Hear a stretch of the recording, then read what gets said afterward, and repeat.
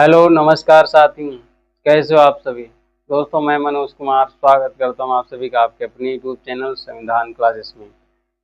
दोस्तों मैं आज लेके आया हूं आप सभी के लिए बहुत ही इम्पोर्टेंट अनुच्छेद नंबर 16 जो मौलिक अधिकारों से संबंधित है और अवसर की समता के बारे में बात करता है। आगे हम जानेंगे क्या क्या बात करता है अनुच्छेद 16।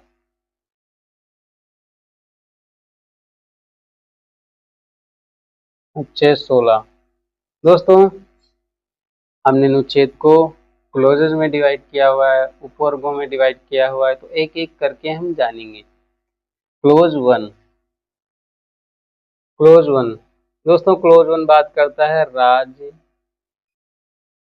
लोक नियोजन के लिए, लोक नियोजन में नागरिकों को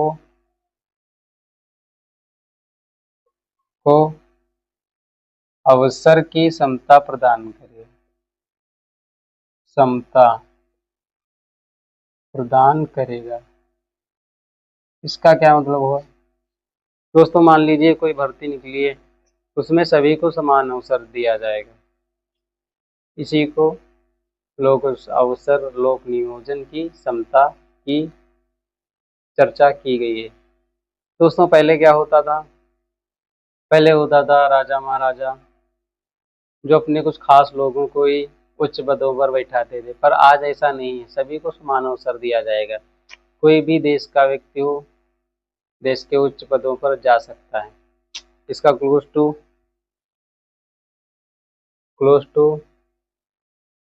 दोस्तों इसी के आगे चर्चा करता है कि राज्य किसी भी व्यक्ति के साथ धर्म जाति समुदाय के आधार पर भेदभाव नहीं करेगा। राज्य नागरिकों के साथ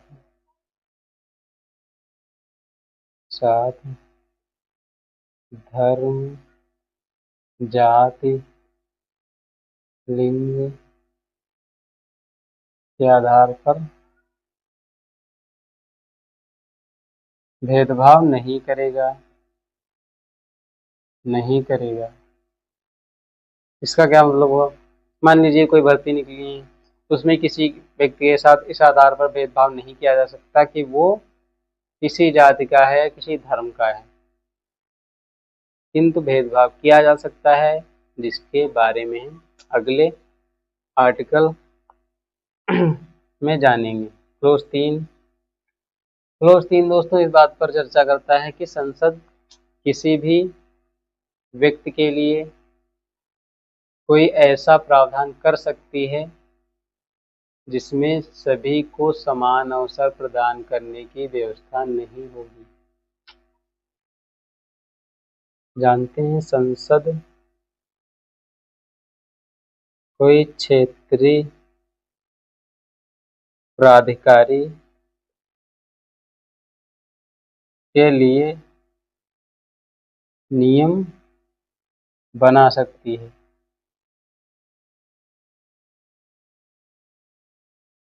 जैसे मान लीजिए तमिलनाडु में आरटीओ का पद खाली है, अब वहाँ वो पद भरना है, तो संसद कोई ऐसा नियम बना सकती है कि वहाँ पर उस क्षेत्र के लोगों को ही जॉब मिले। या मान लीजिए किसी क्षेत्र में कोई फैक्ट्री लगाना है, कोई उद्योग स्थापित करना है और वहाँ के लोगों की ज़मीनें ली जा रही हैं, घर उजाड़ा जा रहा है, तो उन नागरिकों की संतुष्टि के लिए ये कहा जा सकता है कि वहाँ पर जो उद्योग स्थापित हो रहे हैं वहाँ के लोकल लोगों को ही उसमें रोजगार दिया जाएगा, तो इससे उनको संतुष्टि मिल जाएगी। ऐसा किया जा सकता है। अब आप इसमें ये नहीं कह सकते हैं कि आपने तो कहा था सभी को अवसर की समता प्रदान की जाएगी।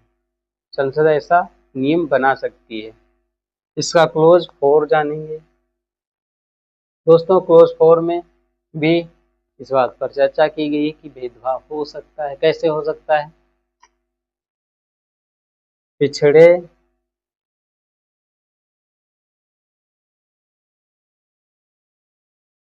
पिछड़े वर्ग के लिए